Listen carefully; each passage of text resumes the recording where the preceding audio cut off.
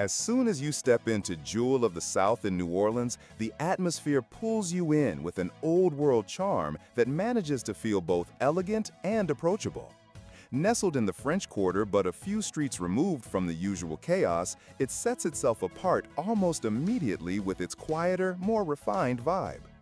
The interior is a mix of dark wood, intimate lighting, and antique details that give it an unmistakably classic feel without coming across as overly pretentious. You feel like you've walked into a place with history, even though the bar itself is relatively new compared to the centuries-old surroundings. The cocktail menu is clearly the main attraction. Designed by a team that understands not just technique but balance, it's packed with original creations and perfected classics. I tried the Brandy Crusta, which is something of a house specialty, and honestly, it lived up to the hype.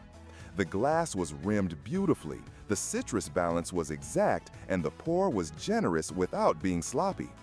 Every drink I ordered came out quickly, was beautifully presented, and delivered on both flavor and execution. The bartenders are confident, not cocky, and they're clearly trained to deliver an experience, not just a drink. Now, moving to the food. This is where things get a little less impressive. While the menu reads like upscale bistro fare, not everything hit the mark. The steak tartare was visually appealing but a bit underseasoned. The crab salad had excellent texture and freshness but was a little overwhelmed by the citrus. Portions are relatively small, which isn't a surprise in a place like this, but for the price point, I expected more consistency. Still, the dishes pair well with the cocktails, and for many visitors, the drinks are the real reason to come.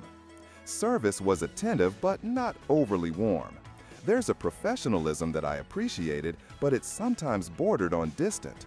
I never felt ignored, but I also didn't get the warm, personal touches that you might expect from a bar that has cultivated such a loyal following. That said, my server was knowledgeable and helpful when I had questions about the wine list and food pairings. They were also quick to accommodate dietary requests, which is always a plus. The outdoor courtyard is another standout feature. Especially in the cooler months, it's a serene spot that feels almost hidden away from the city. It's a place you could easily lose track of time in, sipping a Sazerac while the city buzzes quietly outside the garden walls.